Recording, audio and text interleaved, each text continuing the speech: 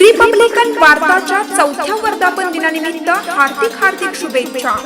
शुभेच्छुक नामदार मेघनाताई बोर्डीकर, राज्यमंत्री तथा पालकमंत्री परभणी, सार्वजनिक आरोग्य, पाणी पुरवठा आणि स्वच्छता, ऊर्जा, महिला आणि बालविकास राज्यमंत्री तथा पालकमंत्री परभणी मेघनाताई बोर्डीकर यांच्याकडून रिपब्लिकन वार्ताच्या 4थ्या वर्धापन दिनानिमित्त हार्दिक शुभेच्छा। शुभेच्छुक घेताना रिपब्लिकन वार्ताचे कार्यकारी संपादक सलीम सय्यद।